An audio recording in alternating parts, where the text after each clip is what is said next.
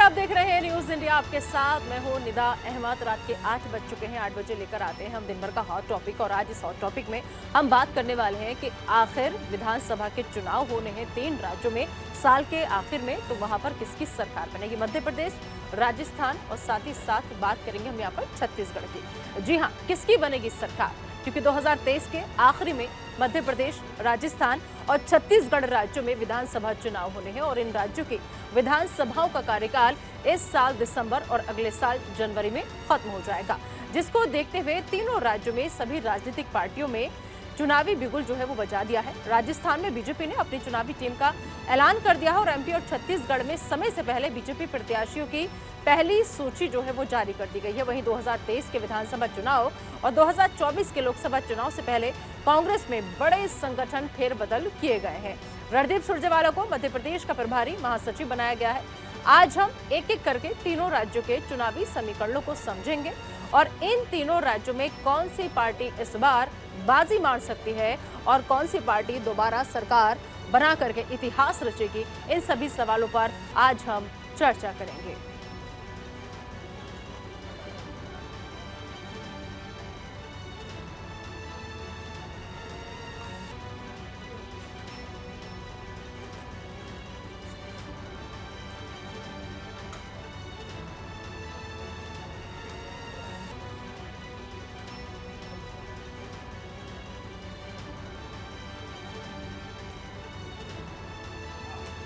तो आज दरअसल आपको बताएंगे कि बीजेपी ने चुनावी तैयारियां तेज कर दी हैं। कांग्रेस पार्टी भी लगातार अपनी जीत का दावा जो है वो पेश कर रही है।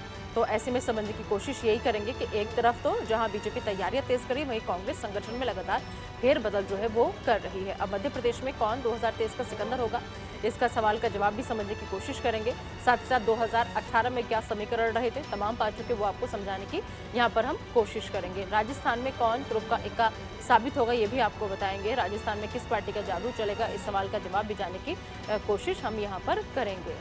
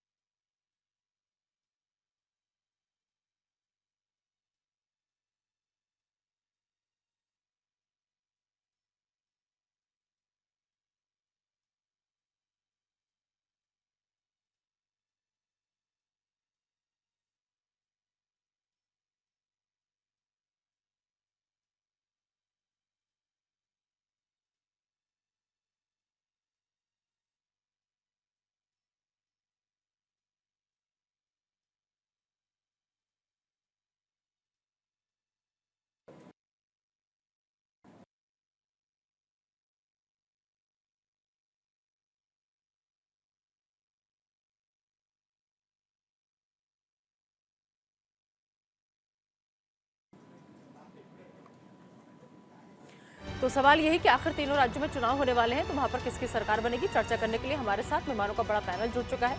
आइए आप सभी का तारुफ सबसे पहले मैं अपने मेहमानों से करा देती हूँ। हमारे साथ आपको बता दें कि रत्नाकर सिंह जी, जो कि कांग्रेस पार्टी के नेता हैं, वो जुड़ चुके हैं। रत्नाकर सिंह जी, आपका बहुत बहुत स्वागत है। साथ ही साथ ऋषभ तिवारी जी, जो कि बीजेपी पार्टी के प्रवक्ता है, वो जुड़ चुके हैं। ऋषभ जी, आपका भी स्वागत है। मनीष गुप्ता साहब, जो कि राजनीतिक विश्लेषक है, मनीष जी आपका भी स्वागत है।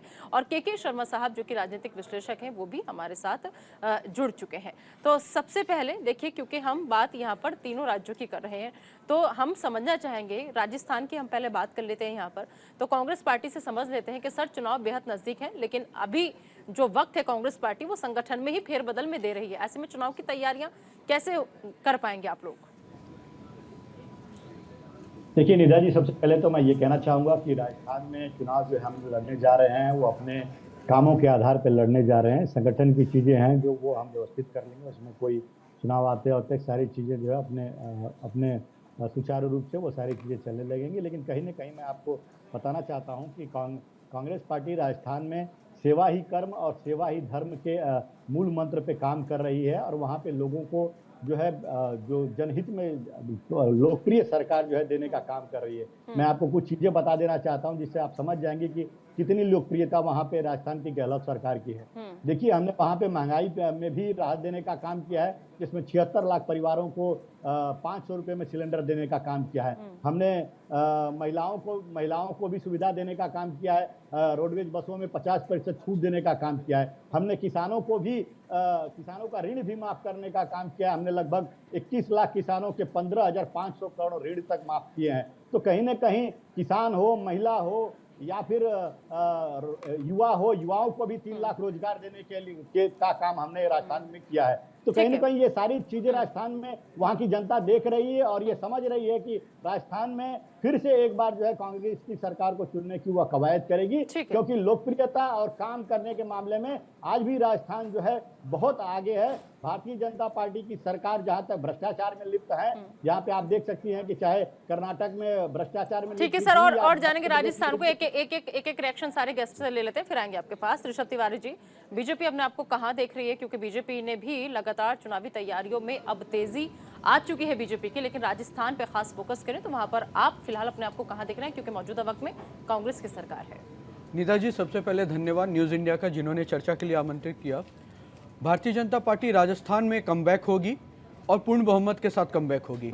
ये कोई हमारा ओवर कॉन्फिडेंस नहीं है, हमारे किए गए कार्यों पे आधारित सर्वे है, हमारे दिए हुए कार्यकर्ताओं का मेहनत है और जो जनता का रुझान दिखने में आ रहा है। जिस तरीके से राजस्थान में गहलोत सरकार के खिलाफ एक मनोभाव क्रिएट हो रहा है, उस आधार पे मैं निश्चित कह सकता हूं कि पूर्ण बहुमत से राजस्थान में हम वापस आएंगे। और छत्तीसगढ़ की विशेष करके मैं बात करूंगा।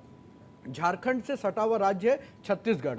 जिस तरीके से कभी झारखंड के भ्रष्टाचार को छिपाने के लिए भूपेश बघेल जी अपना छत्तीसगढ़ का पिटारा खोल देते हैं और जिस तरह छत्तीसगढ़ का बचाने के लिए झारखंड का पिटारा खोल दे रहे हैं हेमंत सोरेन जी, तो दोनों की जनता उनके तालमेल को समझी हुई है और उनके अंदर जो एंटी इनकम्बेंसी देखने को मिल रहा है छत्तीसगढ़ में, वहां भी हम पूर्ण बहुमत से सरकार बनाएंगे और मध्य प्रदेश में अपनी सरकार को वापस से रिटेन करेंगे। कहीं हमें कोई शक नहीं है, कहीं से हमें कोई संदेह नहीं है। ठीक है, मनीष गुप्ता जी, आप राजनीतिक विश्लेषक हैं और ऐसे में अगर मौजूदा वक्त में अभी देखिए 2023 में आखिर में चुनाव होने हैं और 24 का जनवरी का महीना भी खास रहेगा, तो एमपी, राजस्थान, छत्तीसगढ़ में क्या लग रहा है आपको कि किसका पलड़ा ज्यादा भारी? देखिए, कोई भी प्रिडिक्शन अपने आप में कंप्लीट नहीं होता है। इवन एग्जिट पोल भी अपने आप में सही रिजल्ट नहीं दिखा पाते। फिर भी एक प्रिडिक्शन की जाती है कि क्या विपक्षी एकता रह पाएगी। जिस तरीके से आज एक न्यूज़ में मैं देख रहा था, आम आदमी पार्टी के नेता कह रहे थे कि हम मध्य प्रदेश और छत्तीसगढ़ में विधानसभा चुनाव लड़ेंगे इसका, और इधर अलका लांबा कह रही थी दिल्ली में कि हम जो है आम आदमी पार्टी के साथ टाई अप नहीं करेंगे। उससे ये लगता है कि कहीं ना कहीं INDIA का गठबंधन होता हुआ नजर नहीं आ रहा है। उत्तर प्रदेश में उनको कांग्रेस नहीं घुसने दे रही, समाजवादी पार्टी कांग्रेस को नहीं घुसने देगी। पश्चिम बंगाल में ममता दीदी नहीं घुसने देंगे। दिल्ली पंजाब में अरविंद केजरीवाल नहीं घुसने देंगे। तो जाहिर है जहां कांग्रेस की सरकार है वहां कांग्रेस किसी और विपक्षी दल को घुसने नहीं देगी। तो ऐसे में गठबंधन होगा, इस बात की संभावना बहुत कम है। और इधर बीजेपी में भी बड़े बड़े घाघ नेता बैठे हुए हैं जो गठबंधन ना होने दें इस तैयारी में लगे हुए हैं। मतलब आप ये कह रहे हैं राजस्थान में कांग्रेस रिपीट करेगी फिर इस हिसाब से? तो नहीं, इस लिहाज से अगर जिस तरीके से देश में तैयारी चल रही है, कड़ा मुकाबला होगा। अब बड़ी बात ये, पिछली बार के जो इलेक्शन की कमजोरियां थी उसमें यह था कि जो राजस्थान की पूर्व मुख्यमंत्री थी वसुंधरा राजे जी, उनकी हठधर्मिता की वजह से कई सारी सीटें हारी बीजेपी। ऐसा बीजेपी का इंटरनल असेसमेंट कहता है मेरी जानकारी के हिसाब से। इस बार हम देख रहे हैं कि वसुंधरा राजे का कहीं कोई नाम नहीं है। मुझे लगता है या तो उनको संगठन में लाया जाएगा या केंद्र में लाया जाएगा। तो ऐसे में राजस्थान में कांटा टक्कर बड़े कांटे की होने वाली है। ठीक है, और मध्य प्रदेश की स्थिति बिल्कुल साफ नजर आती है, जहां मुझे लगता है कि अगर सिंधिया साहब को कमान दी गई तो मुझे लगता है मध्य प्रदेश बड़ी आसानी से बीजेपी जीत जाएगी। के शर्मा जी, आपका आकलन क्या कह रहा है? अभी राजनीतिक विश्लेषक हैं। देखिए, मेरा ये कहना है कि जो अभी जो 3 राज्यों में, जैसे 2 राज्यों में जो टिकट का जो बंटवारा जो पहले से अनाउंस कर दिया गया है, कहीं ना कहीं ये बीजेपी की बहुत अच्छी बात है कि उन्होंने पहले मौका दिया। क्योंकि देखिए लास्ट 15-20 दिनों में यदि टिकट का यदि आप सीटों का बंटवारा करते हैं या सीट के जो कैंडिडेट खड़ा करते हैं, उनके पास इतना कम समय रहता है कि वो जनता के बीच में नहीं जा पाते हैं। बट ये भी एक सत्य है कि हर चीज की दो पहलू होती है। कहीं ना कहीं बीजेपी को भी ये पता है कि ये डी कैटेगरी का जो सीट है, जो कहाँ पे कहीं पे वो जीत नहीं पाई है, वैसे सीटों पे वो चाहती है कि इस बार हमारे बीजेपी कैंडिडेट अच्छा काम करे, लोगों के बीच में, जनता के पास पहले से जाए। अब देखिए राजस्थान में कोई शीर्ष बीजेपी का कोई एक ऐसा चेहरा, मुख्यमंत्री चेहरा नहीं है। वसुंधरा राजे से जो स्थिति है वो ठीक चल नहीं रही है। सिर्फ एक एंटी कम्बेंसी की, जिस तरह से बीजेपी वक्ता ने कहा कि एंटी कम्बेंसी यदि है तो इस हिसाब से तो मध्य प्रदेश भी उनके वो तो हार जाएंगे। तो लगातार 18 साल से वहां पे है उनकी सत्ता। तो इस हिसाब से राजस्थान की आप यदि बात देखें तो सिर्फ निगेटिव जो राजस्थान में जो घटनाएं जो घटी है लगातार, उसके बेस पे ये बोल रहे हैं, जहां वहां पे कोई उन्होंने कोई खास मेहनत नहीं किया है। और जहां रही भूपेश बघेल की जो छत्तीसगढ़ की जो सीट है, वहां पे आप देख रहे हैं कि ये तीनों मध्य प्रदेश, छत्तीसगढ़ और राजस्थान, बीजेपी की ये तीनों जो सीट है वो पिछले मुकाबले आप जो लोकसभा चुनाव हुआ था वहां पे इन्होंने कुछ अच्छा नहीं किया था, जबकि मोदी का चेहरा है। अभी इनके पास कोई मोदी जी के अलावा, शाह जी के अलावा कोई चेहरा नहीं है ना। इनके जो कैंडिडेट है वो इस ढंग से काम कर रहे हैं या वहां पे इनके लिए जितना मुश्किल होगा, क्योंकि हर बार, पिछली बार आपने देखा होगा कि मोदी जी के चेहरे पे ऐसे कैंडिडेट भी जीते हैं जिन्होंने क्षेत्र में कोई काम नहीं किया था या पहली बार चुनाव लड़ा था, लेकिन अब वो बार बार जो है काट की हांडी एक नहीं चलती है। ठीक है, रत्नाकर सिंह जी को जरा लेकर आए, राजस्थान की बात हम यहाँ पर करें। रत्नाकर सिंह जी, अशोक गहलोत जो है दोबारा से सरकार बनाने में कामयाब हो पाएंगे, ये भरोसा कांग्रेस पार्टी को कितना है अपने मुख्यमंत्री के ऊपर, या फिर एंड वक्त में कोई फेरबदल देखने को मिल जाएगा? देखिए निदा जी, अभी मनीष जी हमारे इंडिया के बारे में और संगठन के बारे में बात कर रहे थे। मैं आपको बता दूं कि राजस्थान में जो है ये खुद भी आपसी सिर्फ टोटोबल इनके बीच चल रहा है। वसुंधरा राजे सिंधिया, वसुंधरा राजे का जो कई समितियों से, चुनाव समितियां हैं, प्रचार समितियां हैं, कई समितियों में उनका नाम नहीं आना अपने आप में दर्शाता है कि वहाँ सब कुछ ठीक नहीं चल रहा है। तो ये अपने घर की तरफ देखें और अपने घर को बचाने की कोशिश करें। हम राजस्थान में जिस तरह से लोगों का काम कर रहे हैं, जिस तरह से गहलोत सरकार ने लोगों के हित के लिए तमाम सारी योजनाएं लेकर आई है, वो निश्चित रूप से जनता उनको फिर सराखों पे बिठा के रखेगी, फिर से सरकार चुन कर लाएगी। मैं आपको बता दूं कि महंगाई से राहत देने का काम किया है, महिलाओं को भी हमने सहभागिता बनाया है इस विकास की यात्रा में, किसानों को भी सहभागी बनाया है, हमने ओपीएस हम लेकर आए हैं, ओल्ड पेंशन स्कीम जैसी चीजें लेकर आए हैं, जो रिटायरमेंट के बाद उनको जो पेंशन मिलने की सुविधा होगी। तो ये तमाम इन सर, और हमने, आप सोचिए कि वहां पे गरीब जनता के लिए भी हमने मुख्यमंत्री चिरंजीवी योजना के तहत 25 लाख तक मेडिकल जो है फ्री, जो बिल जो आएंगे वो फ्री करने का काम किया है। मतलब कुल मिलाकर के आप ये कह रहे हैं राजस्थान में राजस्थान में इस बार का जो विधानसभा चुनाव होगा वो सिर्फ और सिर्फ मुद्दों पर होगा, विकास पर होगा, योजनाओं पर होगी, जो कांग्रेस पार्टी ने पहुंचाई है। ठीक है ऋषभ जी, ऐसे में कितनी बड़ी चुनौती आपकी पार्टी के लिए वहां पर, क्योंकि कांग्रेस पार्टी लगातार ये पुख्ता आश्वासन दे रही है कि हमने इतना बेहतर काम किया है राजस्थान में कि वहां की जनता के पास सिर्फ विकल्प के तौर पर कांग्रेस पार्टी है। निदा जी, मैं रत्नाकर जी की बात को सुन रहा था, उन्होंने कहा कि इनसे अपना कुनबा नहीं संभल रहा। तो मुझे लगता है जो भी दर्शक अभी डिबेट देख रहे होंगे वो मन मन में मुस्कान दे रहे होंगे कि जिनसे अभी तक 5 साल अब होने को चला, जिनसे ये समझ नहीं पा रहा कि गहलोत जी को कब पकड़ के रखे, कब सचिन जी को पकड़ कर रखे, कभी इधर भागते हैं कभी उधर भागते हैं। इनका जैसा आपस में इधर उधर भागना है, वैसे ही विकास के तौर पे ये भागे हैं। विकास के नाम पे इन्होंने भगोड़े का काम किया है। और जिस प्रदेश के अंदर प्रधानमंत्री जी ने तो खुले तौर पे, अब तो लाल किला पे भी कह दिया मणिपुर को लेके, और विशेष तौर पे मणिपुर का शब्द उन्होंने इस्तेमाल किया। लेकिन जो मुख्यमंत्री अपने प्रदेश के अंदर अपनी बेटियों के साथ जब जघन्य अपराध होता है और उससे ये पूछता है कि तुम किस विचारधारा से हो, तो ये राजस्थान की जनता भूली नहीं है। राजस्थान की जनता वो ड्रामा भी याद रखी है जो इनके मुख्यमंत्री आवास के सामने धरना दिया गया था। राजस्थान की जनता बॉर्डर लाइन समझौतों को भी याद रखी है कि कैसे तस्करी बॉर्डर लाइन पे हो रही थी। तो वो सारे पहलू जब वोटिंग के समय आएगा, जब जनता चुनेगी, तो वो सारे पहलू को याद कर मतों का प्रयोग करेगी। रत्नाकर जी आपको जवाब देना चाह रहे हैं। जी रत्नाकर जी। निदा जी, देखिए इन सब आरोपों का एक ही जवाब है कि राजस्थान में हमने पिछले 2 साल में जो ग्रोथ रेट दिया है, वो growth rate 11 GDP growth rate जो है वो 11.4% का ग्रोथ रेट है वहाँ पे। तो ये सारे जो आरोप प्रत्यारोप लगा रहे हैं वो इसी से आप कह सकती है कि किस तरह से जो है राजस्थान जो विकास की गाथा एक रच रहा है। और बात ये कह रहे हैं हमारे ऊपर आरोप लगाने की, महाराष्ट्र मध्य प्रदेश में ये भ्रष्टाचार में पूरी तरह से लिप्त हो चुके हैं। 50% कमीशन वाली वहाँ सरकार चल रही है। अगर हम इनके ऊपर कोई आरोप लगाते हैं, 220 महीने में 225 घोटाले किए, मतलब हर महीने एक नया घोटाला नजर आ रहा है। आप देखिए आयुष्मान घोटाला भी सामने आया कि किस तरह से मुर्दों को हॉस्पिटल में भर्ती करके और आयुष्मान भारत का जो फंड है वो फंड किस तरह से उतारा गया है। तो ये तमाम घोटाले हैं, चाहे व्यापम घोटाला हो, चाहे पटवारी घोटाला हो, चाहे पुलिस घोटाला हो, चाहे मिड डे मील घोटाला हो, तमाम घोटाले इन्होंने किए हैं। क्योंकि भ्रष्टाचार की बुनियाद पे बनी हुई सरकार मध्य प्रदेश में और नोट तंत्र के हिसाब से चल रही है। कोई लोकतंत्र नहीं वहाँ पे भ्रष्टाचार में लिप्त है और जनता इस बार पूरी तरह से इनको नकार देने वाली है। ठीक है ऋषभ जी एक सेकंड, बाकी और भी गेस्ट हैं, फिर आपसे जानूंगी। हमारे साथ देखो दो राजनीतिक विश्लेषक जुड़े हुए हैं। आप तो पार्टियों के जाहिर सी बात है अपनी पार्टियों को बखान करेंगे, उनकी उपलब्धियां गिनाएंगे, लेकिन असल मुद्दे क्या है राजनीति के लिहाज से वो हमारे ये दो गेस्ट ही बता पाएंगे, क्योंकि इनमें कोई ना बीजेपी का है ना इनमें कोई कांग्रेस का है। मनीष गुप्ता जी, आपको क्या लग रहा है, जिस तरीके से देखिए कांग्रेस पार्टी लगातार दावे कर रही है राजस्थान को लेकर के, और सबसे बड़ी बात ये संगठन में भी बहुत बड़ा फेरबदल जो है वो कांग्रेस पार्टी इस वक्त कर रही है, चाहे वो राज्यों के प्रदेश अध्यक्ष बदलने का हो, जिला अध्यक्ष बदलने का हो, सभी लोगों को एकदम बदलने की मोड में कांग्रेस पार्टी नजर आ रही है। तो आपको लग रहा है कि तैयारियां जो है वो पहले से कांग्रेस को समझ में आ गई है कि हमें और ज्यादा जमीन से जुड़ करके कार्यकर्ताओं के बीच पहुंच करके काम करना होगा, तभी जीत हमारी निश्चित हो पाएगी? निश्चित रूप से देखिए ये लोकतंत्र की ब्यूटी है कि यहाँ जो जितनी मेहनत करेगा उसे उतना फल मिलेगा।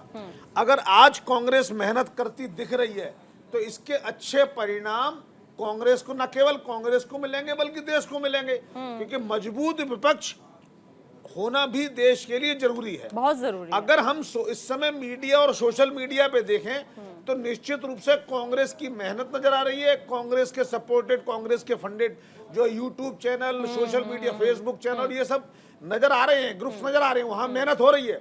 लेकिन मुझे डर इस बात का है कहीं राहुल गांधी हमेशा की तरह कहीं ये किराए पर पानी ना फेर दें। लेकिन अगर हम 6 महीने को रिव्यू करें, 1 साल को रिव्यू करें, तो राहुल गांधी में निश्चित रूप से बड़ी मैच्योरिटी आई है। लेकिन बस समस्या ये है कि जो काम्बली और सचिन का हाल था वो यहाँ पर है। विनोद काम्बली निश्चित रूप से टैलेंटेड थे, लेकिन वो दुर्भाग्य से सचिन के सामने के टाइम में थे। राहुल गांधी निश्चित रूप से एक अच्छे नेता हैं, लेकिन वो मोदी के टर्म में हैं, इसलिए उनको उतनी फुटेज नहीं मिल पा रही। इसलिए उन्हें इस चक्रव्यूह को तोड़ने के लिए कड़ी मेहनत करनी पड़ेगी। कांग्रेस कर रही है, कैसे भी करके अगर इस गठबंधन को वो फाइनलाइज कर लें, अपनी मेहनत को इसी तरह आगे बढ़ा लें। और एक बात, अगर कांग्रेस हिंदू मुस्लिम वाले जाल में ना फंसे, अगर जैसे कमलनाथ ने एक स्ट्रेटेजी अपनाई, वहां बागेश्वर बाबा को भी सपोर्ट कर रहे हैं, हनुमान चालीसा भी पढ़ते हैं, तो वो अपनी हिंदूवादी छवि को जिस तरीके से ला रहे हैं, कांग्रेस अच्छा कर रही है। लेकिन जिस तरीके से प्रमोद कृष्णन ने हिंदू राष्ट्र बनेगा या नहीं बनेगा इसका भी जवाब बड़ी खूबसूरती के साथ देते हैं। हाँ, तो मैं कह रहा हूँ जिस तरीके से प्रमोद कृष्णन जी ने जिस तरीके से गुड़गोबर किया और तमाम इस तरह के बयान दिए कि कांग्रेस में हिंदू विरोधी लोग हैं, माहौल बदल गया। तो कांग्रेस को इस तरीके से सावधानी पूर्वक चलना होगा कि ठीक मुकाबले के दिन तक वो खड़ी रहे। अगर खड़ी रहेगी तो आगे परिणाम अच्छे होंगे। बिल्कुल। और अगर रास्ते में जो बात कही जा रही है मनीष गुप्ता जी की तरफ से, उससे आप कितने सहमत हैं? ये जो देखिए छोटी छोटी बारीकियां हैं, छोटी छोटी बातें हैं, जिसको बहुत सावधानी पूर्वक कांग्रेस पार्टी को अपनाना होगा, तभी वो बीजेपी के सामने कड़े मुकाबले में आ पाएगी। निदा जी, अभी जो गुप्ता जी ने अभी जो बात बोली, ऐसा लग रहा था कि जैसे कि मेरी जो मन में मैं सोच रहा हूँ वो गुप्ता जी बोल रहे हैं।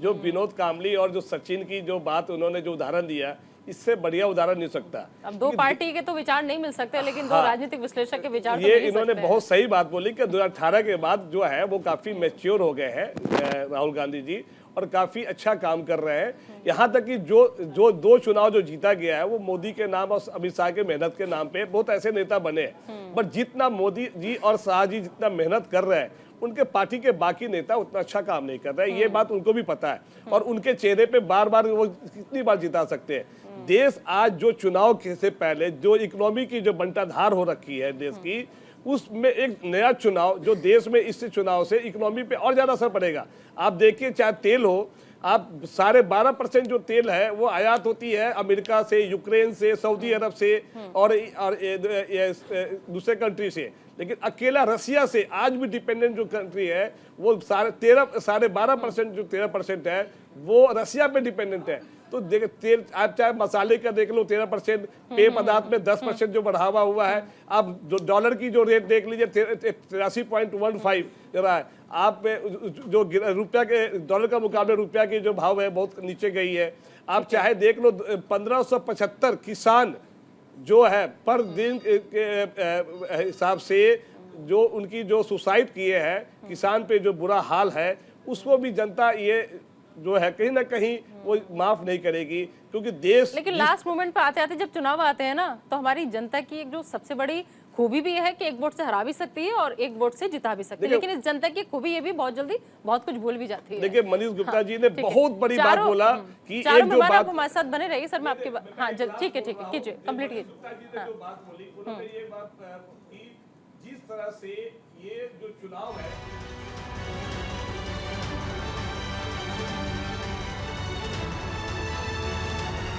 तो किसकी बनेगी सरकार, इसी पर फोकस है आज न्यूज इंडिया का। समझने की कोशिश कर रहे हैं, मेहमानों का पैनल लगातार हमारे साथ जुड़ा हुआ है। ब्रेक के बाद आइए अब एक सिलसिलेवार अलग अलग राज्यों में जाने की कोशिश करते हैं, वहां की राजनीति को समझते हैं। बात करेंगे सबसे पहले मध्य प्रदेश की, तो हमें थोड़ा पहले जाना पड़ेगा, मतलब 2018 की बात हमें पहले करनी पड़ेगी। तो विधानसभा चुनाव 2018 की बात करें तो कुल 230 सीटों में से कांग्रेस ने 114 सीट और बीजेपी ने 109 सीटें जो थी वो जीती थी। तो 230 सीट में से 114 कांग्रेस के खाते में और 109 सीट जो थी वो बीजेपी के खाते में गई थी यहाँ पर। और आपको बता दें कि दरअसल 2018 में कमलनाथ सीएम बने थे, लेकिन 2020 के राजनीति संकट के बाद कांग्रेस के सिर्फ 90 सीट जो थी वो बची थी यहाँ पर। तो राजनीतिक संकट 2020 कैसे गरमाया था वहां पर, वो आपको हम समझा रहे हैं यहाँ पर। कुल मतदाताओं की अगर हम यहाँ पर बातचीत कर लें तो 4.94 करोड़ मतदाता है, जिसमें ओबीसी 50% के करीब और एससी 15% के करीब, और सामान्य जो है 5% और मुस्लिम 6.57% और अन्य 1% जाते हैं यहाँ पर। यह है वहां पर मतदाताओं का आंकड़ा। मध्य प्रदेश में कौन कितना लोकप्रिय है वो अब आप समझ लीजिए। मध्य प्रदेश में सीएम शिवराज की लोकप्रियता जो है वो अच्छी खासी है, क्योंकि सालों से सरकार चलाने का अनुभव उनके पास है और यही उन्हें बड़ी जीत के तौर पर दर्शाता भी है। मुख्यमंत्री के तौर पर चौथा कार्यकाल है उनका, ये भी एक बड़ी बात है उनके लिए, प्लस पॉइंट जाता है। 5 बार सांसद और विधायक वो रह चुके हैं, तो अनुभव का अंदाजा इसी से लगाया जा सकता है। कांग्रेस की तरफ से कमलनाथ जो है वो सीएम के उम्मीदवार हैं, सीएम का चेहरा है। दशकों का लंबा राजनीतिक अनुभव उनके साथ चला आ रहा है, जिसका फायदा हमेशा पार्टी उठाने की कोशिश करती है। बेदाग छवि है, 9 बार सांसद और 1 बार सीएम रह चुके हैं कमलनाथ। और इसके अलावा सबसे बड़ी बात यह कि लोगों के बीच, वहां की जनता के बीच खासी लोकप्रियता है कमलनाथ की। तो मध्य प्रदेश में कौन कितना लोकप्रियता है ये समझाया। मध्य प्रदेश विधानसभा चुनाव की बात करें तो बीजेपी का जो वादा है वो है लाडली बहना योजना, जिसके तहत लगातार वहां पर सरकार काम करती हुई भी नजर आती है। इसके अलावा मुख्यमंत्री युवा कौशल कमाई के जरिए कैसे युवाओं को वो कमाई का जरिया बताती है सरकार, वो भी महत्वपूर्ण है। मुख्यमंत्री कन्या विवाह और निकाह योजना भी बनाई गई है, जिसमें मुस्लिम समुदाय के लोग, हिंदू समुदाय के लोगों की बच्चियों की शादी करवाई जाती है। अब कांग्रेस का क्या वादा है वो आप समझ लीजिए। नारी सम्मान योजना पर कांग्रेस पार्टी लगातार फोकस किए हुए है। अब ऐसे में कांग्रेस पार्टी का जो वादा है वो ये कि 500 रुपए प्रति गैस सिलेंडर जो है वो हम देंगे। और सबसे बड़ी बात यह कि मध्य प्रदेश बीजेपी में कई खेमा है। शिवराज की चुनौती क्या है वो सबसे बड़ी बात यहाँ पर ये रहने वाली है। शिवराज गुट जो है वो एक चुनौती का सामना करने को तैयार है। और इसके बाद आपको बता दें कि महाराज गुट जो है वो अलग से लगातार अपनी नाराजगी जाहिर करता रहता है। अब ऐसे में तीसरा गुट जो आता है वो आ जाता है नाराज गुट, जो हमेशा ये दिखाने की कोशिश करता है कि आप कुछ भी कीजिए लेकिन हम अपनी नाराजगी जाहिर करेंगे। ऐसे में पार्टी को सवर्णों की नाराजगी भी झेलनी पड़ रही है यहाँ पर। और सबसे बड़ी बात यह कि एक चुनौती ये भी है बेरोजगारी, जिसे लगातार दूसरी पार्टी जो है वो मुद्दा बनाती है। भ्रष्टाचार, इसको लेकर के भी सरकार को घेरने की कोशिश लगातार चौतरफा की जाती है। तो शिवराज की कौन कौन सी चुनौतियां हैं ये हमने यहाँ पर समझने की कोशिश की। तो मध्य प्रदेश विधानसभा चुनाव की हम यहाँ पर बात करें, मेहमानों का बड़ा पैनल लगातार हमारे साथ यहाँ पर जुड़ा हुआ है। जरा स्क्रीन पर मेहमानों को लेकर आइए। रत्नाकर सिंह जी, कांग्रेस पार्टी फिलहाल मध्य प्रदेश में अपने आप को मौजूदा वक्त में कहां देख रही है? देखिए निदा जी, बहुत सारे सर्वे आए हैं, इनके खुद के भी भारतीय जनता पार्टी का इंटरनल सर्वे है, इसलिए ये आज बौखलाए हुए हैं कि कहीं ना कहीं ये 40-45 सीटों में सिमटते नजर आ रहे हैं। अभी एबीपी का सर्वे भी 2 दिन पहले ही आया था कि इंडिया गठबंधन जो है 65% और एनडीए गठबंधन 35% वोट प्राप्त करने जा रहा है। तो कहीं ना कहीं ओवरऑल जो माहौल बदला है पूरे देश का, क्योंकि माहौल बदलने का कारण है, देखिए जनता ने इनको कुछ उम्मीदों के साथ चुना था, लेकिन उन उम्मीदों को दरकिनार करते हुए जनता को क्या मिला आज के डेट में? आज के डेट में जनता को महंगाई मिली, बेरोजगारी मिली, भ्रष्टाचार मिला। और ये सारी चीजें अपने आप में दर्शाता है कि आप जनता के उम्मीदों पे खरे नहीं उतरे हैं। देखिए, मध्य प्रदेश की मैं अगर स्पेशली मैं बात कर लूं तो मध्य प्रदेश में जनता ने हमको जनादेश दिया था, कांग्रेस पार्टी को जनादेश दिया था, लेकिन वो जनादेश अपनों की बगावत की वजह से आपको सरकार तक गिर गई थी। हाँ, मैं बता रहा हूँ, आगे वही तो कहने जा रहा था कि देखिए, ये Bharatiya Janata party operation lotus के तहत और नोट तंत्र के तहत और केंद्रीय एजेंसियों का दबाव के तहत ये विधायकों को खरीदने और डराने धमकाने का काम करते हैं। ये मध्य प्रदेश नहीं, कई राज्यों में इन्होंने किया है और जनता जानती है कि ऑपरेशन लोटस के तहत, नोट तंत्र के तहत ये सत्ता काबिज में रहते हैं। लेकिन आपने देखा कि कर्नाटक में भी सत्ता ने इनको दरकिनार किया, वैसे ही मध्य प्रदेश में भी सत्ता से ये इनको खदेड़ देगी जनता। देखिए, आज ये सरकार है पूरी तरह भ्रष्टाचार में डूबी हुई है। आज मैं ठेकेदार संघ, वहां पे जो ठेकेदार संघ है वो मुख्य न्यायाधीश, हाईकोर्ट के मुख्य न्यायाधीश को पत्र लिखकर कहता है कि 50% कामों में कमीशन जो है वह हमें देना पड़ता है। तो आप परिस्थितियां समझ सकते हैं ऋषभ जी से, कि किस बीजेपी तरह से भ्रष्टाचार में सिर से लेके और नाखून तक ये पूरी सरकार डूबी हुई है, क्योंकि नोट तंत्र के बुनियाद पे ये सरकार बनी थी और नोट तंत्र के लिए यह काम कर रही है, लोकतंत्र के लिए काम नहीं कर रही है। ठीक है ऋषभ जी, मध्य प्रदेश में ज्योतिरादित्य सिंधिया की बगावत के बाद कांग्रेस की सरकार गिर गई थी, आप लोगों के साथ वो आ गए थे। ऐसे में अब लेकिन कांग्रेस पार्टी दावा ये कर रही है कि सत्ता में वापसी उनकी तय है इस बार, आपकी तैयारी क्या है? निधा जी, इस पूरे डिबेट में सबसे कम वक्त मुझे दिया गया बोलने के लिए, लेकिन खैर कोई बात नहीं, हम उन पार्टियों में से हैं जो सबको आगे बढ़ाकर विकास करने में विश्वास रखते हैं। यहाँ भी सबको मौका दिया गया, हम चुप बैठे, ये हमने अपने संस्कार का परिचय दिया।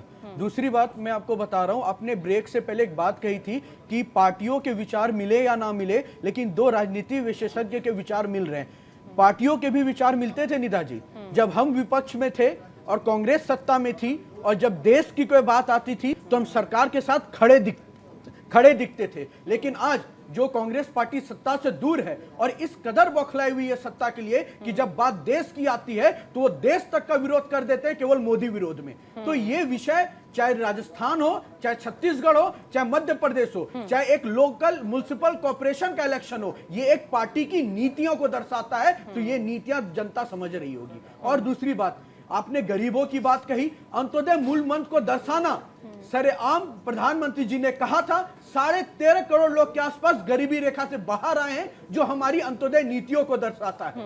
और 50% जो ये करप्शन की बात कर रहे हैं, आपके कान में आके बोला था कि 50% दे दो। और जो वायरल चिट्ठी की बात कर रहे हैं, वो चिट्ठी भी सरासर उस पर क्वेश्चन मार्क खड़ा किए गए हैं। रत्नाकर जी जवाब दीजिए। प्लीज मुझे कंप्लीट करने दीजिए निधा जी, बहुत कम समय मिला है, प्लीज मैं बीच में नहीं बोला हूं। रत्नाकर जी, और जवाब एक दीजिएगा। इंपॉर्टेंट बात, जो पार्टी, मैं आपको फिर से इस बात को दोहरा रहा हूं, परिवारवाद को समझने की आवश्यकता है। अगर ऋषभ तिवारी डिबेट कर रहा है बैठकर, तो उसके घर के लोग भी डिबेट कर सकते हैं, यह परिवारवाद नहीं है। लेकिन ऋषभ तिवारी हटेगा और ऋषभ तिवारी के घर के लोग ही डिबेट करेंगे, यह परिवारवाद है, जो कांग्रेस इससे कभी नहीं उभर सकती है। और जनता इनकी नीतियों को इस बड़े रूप से भी समझती है। और लास्ट में मैं कंक्लूड करता हूं, चाहे मध्य प्रदेश हो, चाहे राजस्थान हो, चाहे छत्तीसगढ़ हो, यह कर्नाटक का उदाहरण दे रहे हैं। कर्नाटक से पहले गुजरात भी हम जीते थे, त्रिपुरा भी हम जीते थे, उसके बाद आप कर्नाटक जरूर जीते। इसका यह कतई मतलब नहीं कि आप ये तीनों सरकार बनाने जा रहे हैं। और अगर विधानसभा ही आपका पैमाना है तो 2019 में आप ये इलेक्शन जीते थे और ये इलेक्शन जीतने के बाद आप 24 में हारे। तो ये पैमाना नहीं है सर। जनता को पता है कि विकास किसके दिल में बसता है और परिवारवाद की जननी कौन पार्टी है। रत्नाकर सिंह जी, जितनी कमियां बीजेपी ने गिनाई, इन कमियों के साथ कैसे आपके दावे में सच्चाई है कि आपकी वापसी तय है? निधा जी, ये परिवारवाद की बात करते हैं, ये भ्रष्टाचार की बात करते हैं, ये तुष्टीकरण की बात करते हैं, लेकिन हम महंगाई क्विट इंडिया, बेरोजगारी क्विट इंडिया, नफरती राजनीति देश से क्विट इंडिया की बात करते हैं। कहीं ना कहीं परिवारवाद की अगर ये बात कर लें तो आज अगर देख लीजिएगा, एनडीए का गठबंधन जो है वो अनुप्रिया पटेल की जो अपना दल वाली पार्टी है, वो परिवारवाद वाली पार्टी के साथ आपने गठबंधन किया है कि वो कौन सी पार्टी है, जरा आप बता दीजिएगा। वो रामविलास पासवान वाली जो पार्टी है, चाचा भतीजे वाली पार्टी जो है, वो परिवारवाद की ही पार्टी है ना। तो ये परिवारवाद की बात करेंगे, लेकिन परिवारवादी लोगों के साथ इसका मतलब ये हुआ कि आप परिवारवाद की बीमारी को नहीं छोड़ सकते। अरे सुनिए, आप परिवारवाद से सहमत हो गए ना, यानी आपकी बीजेपी और कांग्रेस एक जैसे हो गए ना, एक जैसे हो गए ना। जस्टिफाई मत सुन करो, लीजिए। जस्टिफाई आप मत बीच करो, में मत बोलिए। स्वीकार करो, आप स्वीकार करो ना, अपना जस्टिफाई क्यों वक्तव्य कर रहे हो? कीजिएगा, मैं आपके बीच में बोला नहीं, मैं आपके बीच में बोला नहीं जी। परिवारवाद की ये बात करते हैं, तमाम नेता हैं इनके, अनुराग ठाकुर कौन है, पंकज सिंह कौन है, पूनम महाजन कौन है, पंकजा मुंडे कौन है, ये तमाम परिवारवाद इनकी पार्टियों में भरा है और आरोप लगाते हैं कांग्रेस के ऊपर। और मैं ये कहना चाहूंगा निदा जी, ठीक देखिए है। लोकतंत्र में कोई राजा का सिंहासन नहीं है कि राजा ने अपना सिंहासन निकाल करके अपने बेटे को दे दिया। ठीक है। ये लोकतंत्र है। ऋषभ तिवारी जी एक जवाब देना चाह रहे हैं। ऋषभ तिवारी जी ठीक जनता है, चुनती है। बोलिए ऋषभ जी, बोलिए। सर, रत्नाकर जी, समझिए। आप काफी वरिष्ठ नेता हैं, मैं आपसे एक छोटा सा एग्जांपल पूछता हूं। आप डिबेट कर रहे हैं सर, मैंने अभी एग्जांपल दिया था, आपके घर के लोग डिबेट करेंगे। मैं फिर कहता हूं, नेता का बेटा नेता बनेगा, परिवारवाद नहीं है। लेकिन जब नेता का बेटा जन्म ना लिया हो, उससे पहले उसकी लोकसभा सीट डिसाइड कर दिया गया हो और वहां युवाओं को पीछे रख दिया गया हो, यह परिवारवाद है। और मुझे बोलने में कोई शक नहीं है, कोई कंफ्यूजन नहीं है कि कांग्रेस अपने अंदर पार्टी युवा कार्यकर्ता को राहुल गांधी जी से ऊपर कभी नहीं देखती। लेकिन ऋषभ तिवारी राष्ट्रीय अध्यक्ष बन सकता है, ये कॉन्फिडेंट है मेरे अंदर, ये मनोभाव है हमारे पार्टी के अंदर। के लाती है जनता। बोलिए रत्नाकर जी, आपके बेटे कांग्रेस के राष्ट्रीय अध्यक्ष बन सकते हैं, तो आप है कॉन्फिडेंट आपके अंदर? ऑन एयर पूछता हूं, ऑन एयर पूछ रहा हूं मैं, लेकिन मैं कॉन्फिडेंट के साथ कह सकता हूं, मुझे परिवार बैकग्राउंड की जरूरत नहीं, यह टाइटल नहीं, टैलेंट देखा जाता है। भारतीय जनता पार्टी में टैलेंट देखा जाता है, टाइटल नहीं देखा जाता। आप गांधी परिवार से आए, यह जरूरी नहीं है, लेकिन आपके अंदर अंत्योदय मूल मंत्र हो, यह जरूरी है। चलिए, मैं चाहूंगी कि एक बार जरा मनीष गुप्ता जी को और के शर्मा जी को स्क्रीन पर लेकर आइए। मनीष गुप्ता जी, देखिए परिवारवाद तो सभी जगह है, आप अगर गिनाने बैठेंगे तो कोई सी पार्टी ऐसी नहीं है जिससे इसका मुंह छोटा हुआ हो, या कोई नहीं है, कोई पार्टी नहीं है ऐसी, कोई पार्टी ऐसी नहीं है, क्योंकि इनके जो बेटे होते हैं, इनके जो बच्चे होते हैं, उन्हें कोई एग्जाम पास नहीं और करना होता है किसी भी डिपार्टमेंट में। जरूरी नहीं है कि नेता का बेटा नेता ही बनेगा, कहीं पर भी आप चले जाएंगे। परिवारवाद को छोड़ दीजिए, जो मौजूदा वक्त में सरकार है छत्तीसगढ़ में, मध्य प्रदेश में, राजस्थान में, वो सरकार वहां की जनता के लिए क्या करी, वहां की जनता को इस बात से मतलब है। इस बात उनका नुमाइंदा कौन कर रहा है, बाप कर रहा है कि बेटा कर रहा है, इस बात से फर्क नहीं पड़ता है। उनके विकास की बात कौन कर रहा है, इस बात से फर्क पड़ता है। उनके लिए राहत योजना कौन लेकर आ रहा है, इस बात से फर्क पड़ता है, क्योंकि जनता ही जनार्दन है और जनता के लिए ही आप सबको चुना जाता है। आप चाहे एमपी बनिए, आप चाहे एमएलए बनिए, कुछ भी बनिए, बनते तो आप जनता की बदौलत ही है ना। आपको तख्तो ताज पे वही जनता बिठाती है जिस जनता से कभी फिर आप बाद में मिलना भी पसंद नहीं करते। माफ कीजिएगा, सभी पार्टी का ये हाल है। ऐसे में परिवारवाद की बात यहाँ कोई पार्टी ना करे तो बेहतर होगा। अब मनीष गुप्ता जी, सबसे बड़ी बात यह है कि जिस तरीके से छत्तीसगढ़ की बात करें, मध्य प्रदेश की बात करें, राजस्थान की बात करें, जो मौजूदा वक्त में मुद्दे हैं वही हावी रहेंगे, या फिर एक बार फिर से धर्म की राजनीति होगी, हिंदू मुस्लिम की बात होगी, हिंदुस्तान पाकिस्तान की बात होगी, धारा 370 की बात होगी, 3 तलाक की बात होगी, राम मंदिर की बात होगी? निदा जी, जब मैं छोटा था तो मैं सोचता था कि हमें इतिहास क्यों पढ़ाया जाता है, और जब बड़ा हुआ तो धीरे धीरे ये समझ में आया कि इतिहास हमें इसलिए पढ़ाया जाता है ताकि हम अतीत को जानें और भविष्य में होने वाली घटनाओं की अंदाजा लगाएं कि हिस्ट्री में किसने क्या किया और वो कैसे करेगा। इसलिए हिस्ट्री को जानना जरूरी है। अगर आज भाजपा परिवारवाद को उठाती है तो वो इस बात को हाईलाइट करने का प्रयास करती है कि जिन व्यक्तियों के मूल में ये है तो उन व्यक्तियों के असल में क्या होगा, जनता को ये बताना होगा।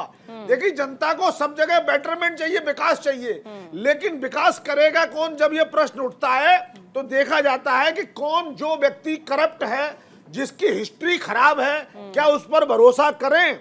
परिवारवाद का सबसे बड़ा एग्जाम्पल ये है कि जब कांग्रेस पार्टी के फंड का दुरुपयोग करना था तो उसके लिए भी राहुल गांधी को नॉमिनेट किया गया कि आप 1 लाख रुपए में कांग्रेस पार्टी के 5,000 करोड़ को हड़प जाइए।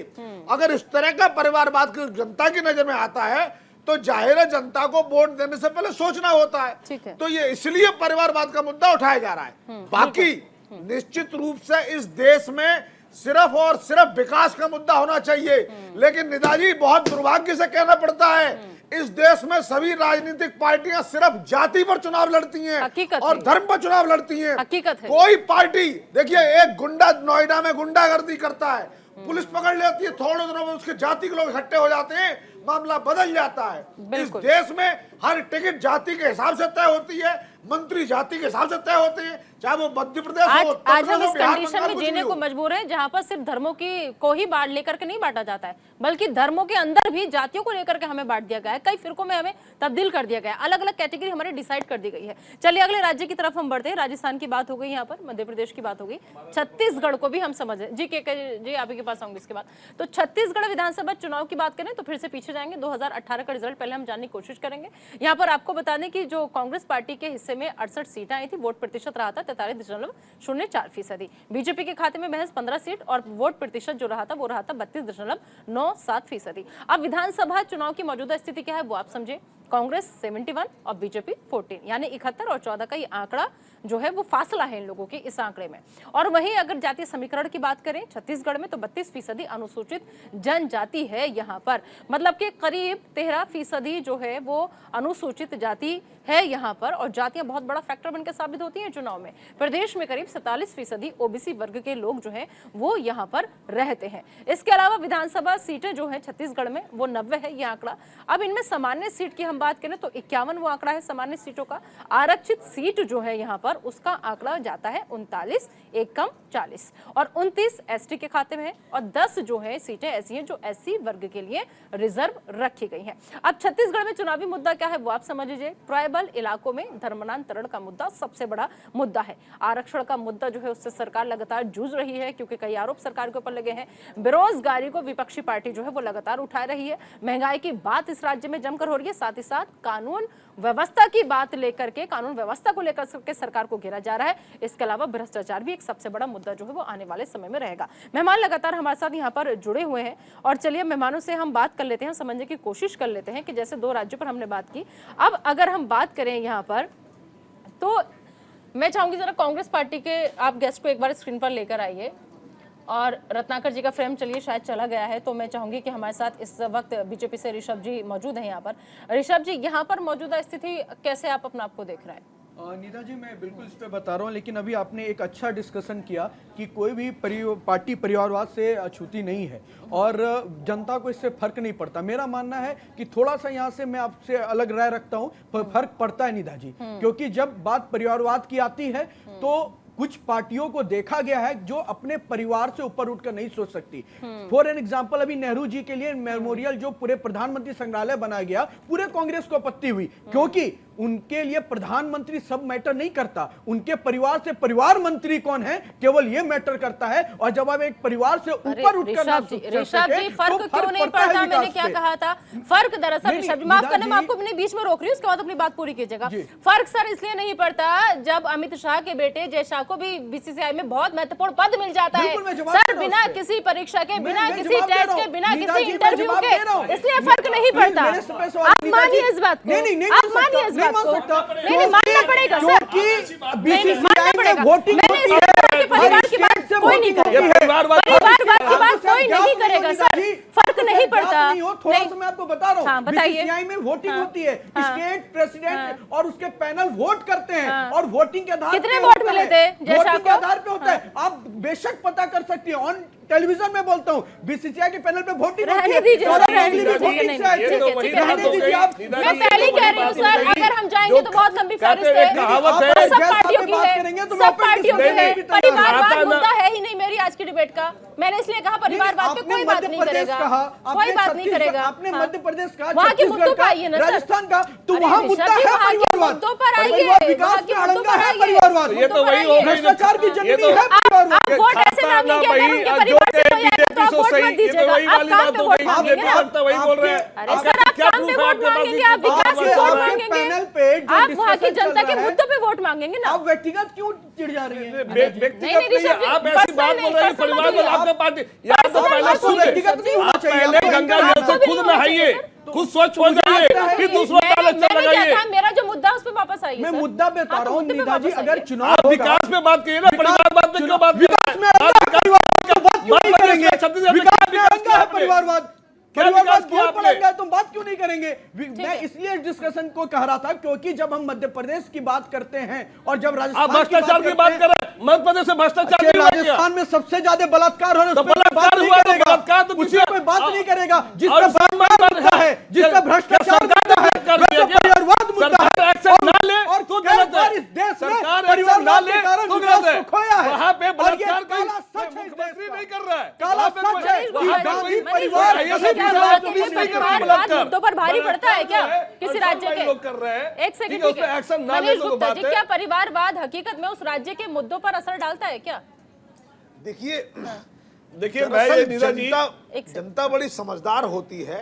ऐसे मुद्दे मीडिया और सोशल मीडिया में निश्चित रूप से प्रभाव रखते हैं, लेकिन जब वोट डालने जाता है तो उसके दिमाग में सबसे पहले उसकी निजी जो प्रायोरिटीज हैं वो तय रहती हैं। ये ऐसे सपोर्टिंग मुद्दे हवा बनाने के काम तो आते हैं, लेकिन असल में विकास का मुद्दा है। अब देखिए, अगर राजस्थान की बात करें या छत्तीसगढ़ की बात करें तो यहाँ पे भी कांग्रेस की सरकार है, लेकिन इससे पहले यह भाजपा की सरकार थी।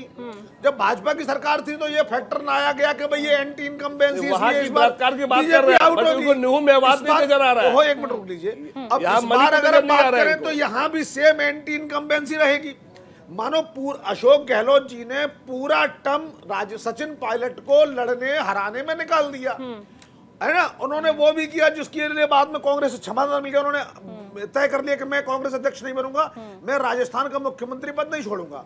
एनीवे, तो अब बात यह है, राजस्थान में अशोक गहलोत ने पिछले 5 साल में क्या किया? अंत में उन्होंने आखिरी टर्म में उन्होंने ये फ्री कर, वो फ्री कर, ये कर, चोले जिले बना, ये सब कर तो दिया, लेकिन क्या जनता इस बात को समझ रही है या अरविंद केजरीवाल के पैटर्न पर मुफ्त की चीजों पर वोट दे देगी? ये एक बड़ा प्रश्न है और ये प्रश्न का जवाब हमें जनता से ही मिलेगा। लेकिन फिलहाल जिस तरीके से अशोक गहलोत ने कुछ फ्रीबीज बांटे हैं, जनता जरूर उस झांसे में आएगी। मैं ये बात अभी क्या देता हूँ, बाकी तो देखिए नीता जी, मुझे बोलने का देखिए अभी तक जो जैसे हमारे बीजेपी वक्ता बोले कि हमें टाइम नहीं मिला है, और जिस तरह से फिर भी मेरे संयम का ये परिचय है, तो टाइम तो मुझे भी नहीं मिला बट संयम मेरा भी है। हम कहते हैं टाइम की जरूरत नहीं है, आपको सरकार सत्ता में रखी है, कुर्सी पे बैठाई है, तो आप काम कर ले, बोलने की बजाय काम, क्योंकि काम ही बोलती है। अब ये बोल रहा है परिवारवाद, भ्रष्टाचार, हम कह रहे हैं परिवारवाद तो आप में भी है, भ्रष्टाचार तो आपकी जहां जहां सरकारें हैं वहां भी है। अभी सीएजी का रिपोर्ट आई है, 7 नए घोटाले, चाहे आयुष्मान भारत हो, चाहे और भी जो कांग्रेस प्रवक्ता ने बताया। मैं कांग्रेस का प्रवक्ता नहीं हूं, और ना मैं कांग्रेस के पक्ष ले रहा हूं। मैं कह रहा हूं कि आप चुनाव विकास पे लड़े, परिवारवाद और भ्रष्टाचार पे क्यों घुमा रहे हैं, पाकिस्तान पे क्यों घुमा रहे हैं, 370 पे क्यों घुमा रहे हैं, आप गुगली कभी बाउंसर, अरे सीधा सीधा बॉल फेंको और बैट्समैन को खेलने का मौका दो कि कम से कम अच्छा खेले। परिवारवाद का जिक्र दरअसल इसलिए किया गया था बीजेपी की तरफ से कि जिन राहुल गांधी को लेकर कांग्रेस पार्टी चल रही है, उसी कांग्रेस पार्टी पर ये लगता है कि बेटे के मोह के चलते बड़े-बड़े लीडर्स को पीछे छोड़ दिया। कांग्रेस अध्यक्ष भी अगर बेटे का मोह नहीं होता तो आज कांग्रेस पार्टी कहीं और होती। सोनिया गांधी खुद प्रधानमंत्री बन सकती थी, परिवारवाद कैसे? उन्होंने तो मनमोहन सिंह को दे दिया। अरे उनको बनने नहीं दिया गया यार, कुछ हिस्ट्री पढ़ लो, उनको बनने नहीं दिया, लास्ट मोमेंट बोला एक फाइनल कमेंट ऋषभ तिवारी, एक फाइनल, तीनों राज्यों में आप अपने आपको कहां देख रहे हैं? फाइनल कमेंट निदा जी, तीनों राज्यों से पहले एक बात मैं कहूंगा कि आपके डिबेट में बहुत अच्छे से विषय रखने का अवसर मिलता है, तो एक लोकतंत्र की खूबसूरती यहाँ भी है, उसके लिए पहले धन्यवाद। दूसरी बात, हम अब तीनों लोकसभा में अपने आप को वापस सरकार में आते हुए देख रहे हैं, और क्योंकि हमारा जो सोच है, आज एक सामान्य वर्ग का भी इंसान पद्मश्री पा रहा है, जो इस देश ने देखा है। एक छोटा सा एग्जांपल है, तो हम उन नीतियों में चल रहे हैं और हम पूर्ण सरकार में पूर्ण विश्वास है। चीफ जस्टिस जो है गोगोई जी को उन्होंने राज्यसभा का मेंबर बनाया, ये भी एक आम आदमी को इन्होंने पद्मश्री दे रहे हैं। क्यों भाई, ऐसा क्या था जो उनमें जो क्या क्वालिटी थी जो राज्यसभा दी गई? क्या वहां पे परिवारवाद नहीं है? जुडिशियल सिस्टम में वहां भी परिवारवाद चल रहा है कि आज जो भी है, जज का बेटा जज और जज का बेटा सीनियर एडवोकेट, तो हर जगह है। नहीं ठीक है, के शर्मा जी, ठीक है। देखिए अपनी जितनी पार्टियां ना, सभी अपने अपने फायदे के लिए अपने अपने लोगों को ही आगे पहुंचाती हैं, उन्हें सम्मान देती हैं। सर मनीष गुप्ता जी, एक फाइनल कमेंट, तीनों राज्यों में कितने, दोनों ही पार्टी को आप कितने नंबर देंगे? मैं समझता हूं 3 में से कम 2 स्टेट बीजेपी के पास रहेंगे। और वो राजस्थान और मध्य प्रदेश। छत्तीसगढ़ में स्थिति अभी क्लियर नहीं है, मेरे हिसाब से कांग्रेस इसे रिटेन कर सकती है। ठीक है, चलिए मेरा जो पॉइंट है इसमें राजस्थान जहां तक लगती है कि काफी कांटे की टक्कर होगी। मध्य प्रदेश जो है वो कांग्रेस के खाते में जाएगा, क्योंकि वहां पे सिंधिया जी का और जो है, और जनता पहले ही मैंडेट दे चुकी थी पिछली बार, उसी मैंडेट कंटिन्यू करेगी। छत्तीसगढ़ में जो है वो अभी तक प्रेडिक्ट करना मुश्किल है, क्योंकि बहुत ज्यादा भूपेश बघेल की जो है बहुत ज्यादा उसकी खराब नहीं है, और ना बीजेपी वहां पे खराब है। दोनों बराबर चल रहे हैं, दोनों बाकी तो जनता ही बताएगी। ठीक है, बहुत बहुत शुक्रिया ऋषभ तिवारी जी आपका, के शर्मा जी आपका, मनीष गुप्ता जी आपका। दरअसल समझने की कोशिश यही की थी कि राजस्थान, छत्तीसगढ़ और साथ ही साथ एमपी में किसकी बनेगी सरकार, कौन किस पर रहेगा भारी। तो थोड़ा इंतजार करना होगा। लास्ट साल अंत आते आते बहुत बदलाव होंगे, बहुत तब्दीली होंगी, बहुत चेंज होंगे, लेकिन वहाँ की जनता को क्या मिलेगा, वहाँ की जनता किस पर अपना भरोसा कायम करेगी, ये इंतजार करना होगा इलेक्शन का। फिलहाल अभी के लिए छोटा सा ब्रेक, बने रहिए न्यूज़ इंडिया के साथ।